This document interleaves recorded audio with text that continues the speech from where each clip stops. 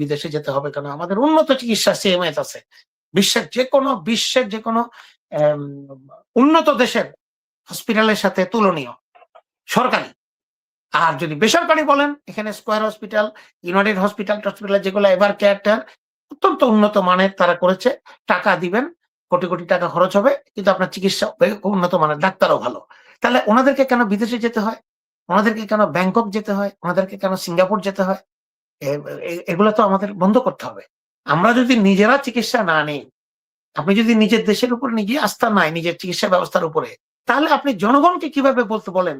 আরেকটা যেটা আমি আমার ধারণা যে আপনারা সবাই জানেন এই গত ৩-৪ দিন আগে, অনেকে জানেন না, ওয়াশিংটনে যে একটা মিটিং হয়েছে পররাষ্ট্রমন্ত্রীর সাথে, ওয়াশিংটনের ওদের ঊর্ধ্বতন কর্তৃপক্ষ যে পররাষ্ট্র মন্ত্রী আছে ওদের, ওনার সাথে, এবং সাথে ওখানে বোধহয় হুমায়ুন কবির যে উপদেষ্টা উনিও ছিলেন, এরা সবাই ছিলেন। এখানে নাকি তারেক রহমানের উপরে যে একটা নিষেধাজ্ঞা, একটা যে মানে ভিসা নিষেধাজ্ঞা ইত্যাদি যেটা আওয়ামী লীগ সরকার করে রেখেছিল। আমেরিকা তো আসলে যারা ক্ষমতা থাকে তাদের সাথে ডিল করার চেষ্টা করে, ব্যবসা-বাণিজ্য করার জন্য, সবকিছু করার জন্য। সেই কারণে কিন্তু উনি আজকে এতটা বছর, ১৭ বছর উনি ব্রিটেনে ছিলেন। কিন্তু উনি আমেরিকা, কানাডা কখনো আসেননি।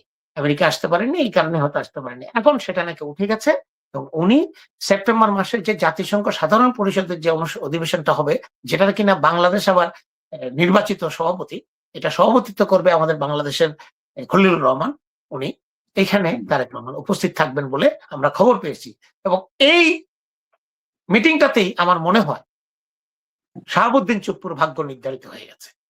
এই মিটিংটাতেই আমার ধারণা, এটা আমার স্পেকুলেশন, এবং আমার মনে হয় এই মিটিংটাতেই এবং এরপরেই এই টেলিফোনের যে কথাটা এটা সামনে আনা হয়। এটা আগেই আরো অনেকদিন আগেই আমি শুনেছি এরকম একটা ঘটনা। উনি লন্ডনে যখন গিয়েছেন, উনি নাকি এরকম ঘটনা করেছেন।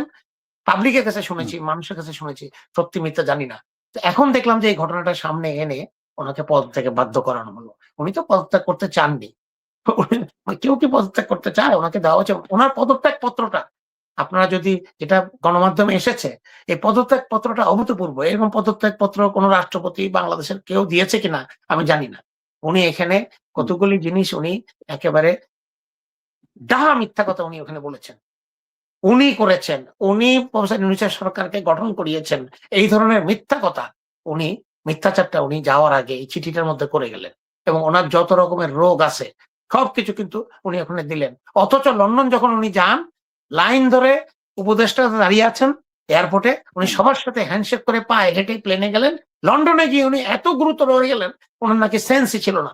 উনি বললেন, আমি হাসিনার সাথে ফোনে কিভাবে কথা বলবো। রাজু ভাই, আরেকটা বিষয় একটু বলি যে লন্ডনে উনি যেটা বলেছেন, উনি সেন্স ছিল না, প্রায় মৃতপ্রায় ছিলেন। কিন্তু লন্ডনে থাকাকালীন আরেকটা নিউজ এসেছিল যে রাষ্ট্রপতি শাহাবুদ্দিন চুপ্পুর লন্ডনে সময় কাটাচ্ছেন শপিং করে, পুরো পরিবার নিয়ে শপিং করতেছেন, চিকিৎসা করতে গিয়ে শপিং করছেন, এরকম নিউজও কিন্তু ওই সময়টাই সামনে।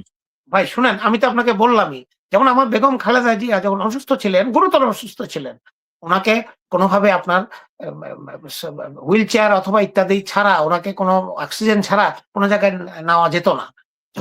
যখন ওনার জন্য আমরা বিদেশের জন্য আমরা বলেছি, বিদেশের চিকিৎসার জন্য, সেই ধরনের চিকিৎসা, সেই ধরনের অসুস্থ কিন্তু শাহাবুদ্দিন চুপ্পু ছিলেন না। হয়তো ওনার কোনো অসুস্থতা আছে, বয়স হয়ে গেছে, বিভিন্ন রকমের রোগ থাকতে পারে, উনি ক্রনিক চিকিৎসার রোগ আছে, ওটার জন্য উনি বিশেষজ্ঞর পরামর্শ নেওয়ার জন্য গিয়েছেন। কিন্তু উনি যেভাবে বলেছেন আমি অচেতন ছিলাম ইত্যাদি ছিলাম, আমি জানি না কিভাবে অচেতন ছিলেন। উনি ঢাকা এয়ারপোর্টেও হেঁটে গেলেন সবার সাথে হ্যান্ডশেক করে, হাসি মুখে। লন্ডনে যেও দেখলাম যে উনি এতই ভালো বোধ করছেন, উনি শপিং টপিং করছেন।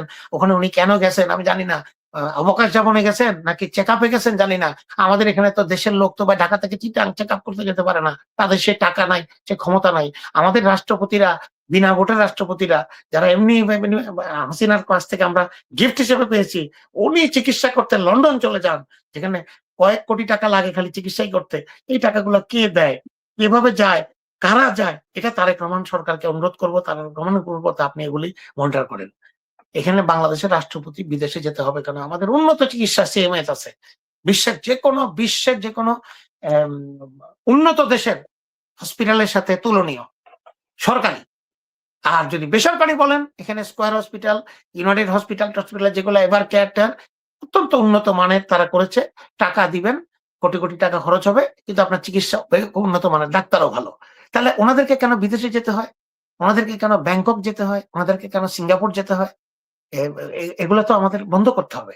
আমরা যদি নিজেরা চিকিৎসা না নিই, আপনি যদি নিজের দেশের উপর নিজে আস্থা নাই, নিজের চিকিৎসা ব্যবস্থার উপরে, তাহলে আপনি জনগণকে কিভাবে বলেন যে আমরা সরকারি হাসপাতাল গুলোকে আমরা বিশ্বমানে নিয়ে যাব, এবং কোনো পয়সা দিয়ে চিকিৎসা করতে হবে না, সরকারি হাসপাতালগুলোকে আমরা এমন উন্নত করব, এটা কি জনগণ বিশ্বাস করবে? যদি আপনি নিজে না করেন। আসেন, মাহাতির মোহাম্মদের মতো ওনার বাইপাস সার্জারি উনি মালয়েশিয়ায় করেছেন। ওনাকে অনেক বলা হয়েছে মালয়েশিয়া এই ব্যবস্থাটা ভালো না, আপনি আমেরিকা চলে যান, বিভিন্ন জায়গাতে যেসব বড় দেশ আছে এখানে যান। উনি বলেছেন না, আমার দেশে আমি চিকিৎসা করব, যদি আমার দেশে আমার চিকিৎসার জন্য যদি আমার দেশের এই চিকিৎসা ব্যবস্থা উন্নত হয়, তাহলে জনগণ এটা সুবিধাটা পাবে। সেটাই হয়েছে।